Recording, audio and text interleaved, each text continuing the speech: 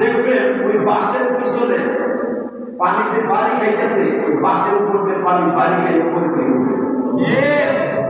তো দেখতেছে ঘাসে আর ধানে স্রোতের টানে টানে পানি যায়, এই পানি গুলো ওই ঘাসের সাথে বাড়ি খাইয়া মাঝে মাঝে ঘাসটা উপরে যায় আবার উপরে ওঠে, কিন্তু ঘাসটা ডুবে না, ধানটা ডুবে না।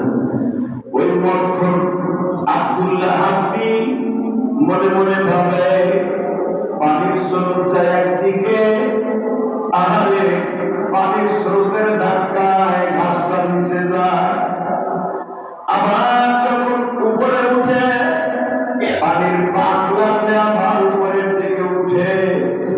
আমার আল্লাহ কোরআন শরীফে বলছে জাহান্নামকে যখন আল্লাহ ওয়াদা দিবে ইয়াউমা ইয়াফিরুল মার'উ মিন আখিহি ওয়া উম্মিহি ওয়া আবিহি ওয়া সাহিবাতিহি ওয়া বানিহি। তোর কাছে কি নেক আমল আছে? নেক আমল দিয়ে জান্নাতে যা। সঙ্গে সঙ্গে বলবে মানি আমার কাছে 99টা নেক আছে, একটা মাত্র বাকি আছে। কয়টা আছে? একটা আছে। ওয়াজ না কিছু কয়টা আছে? 99টা। আল্লাহ আমার কাছে 99টা নেক আছে।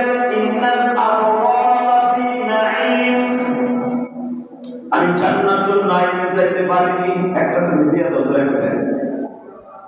আল্লাহ বলেন নাকি তুমি ডাক্তারি গবেষণা করে হাতি হত্যা, হাতির মায়ের গেলে তো কত করে 2 মাসের কাছাকাছি হয়ে গেল, তাই না? এখন হাতির লোক রাস্তায় ঘুমায়, বিচার তো দূরের কথা, কিচ্ছু হইল না। কথা বল না কেন? আর যদি জামাত ইসলাম আসে তারও বিএনপি আইলে তো খবরও থাকবে না। কথা বল না কেন? হাতি হত্যার বিচার ও হাতি হিসেবে গেছে। আজকাল দেখলাম হাতির ফরমানিশি বউরা স্বামীর বিচারের থেকে রাস্তায় রাস্তায় ঘুরে। এই দেশে আবার প্রশাসনের দোষে কোনো লাভ নাই। প্রশাসনটা হাতের পুতুল। ওই ইউনুস আইছে, ইউনুসের কথা বলতেছে, কথা বলতে গেল ওই আইনবিআরপি, ওই সিঙ্গিল পাকাসি, ওইটার কথাই বলছে। খালি হাসিনার ভিতরে ধর বিএনপি আমাদের পুজো বানাইছে, আপনি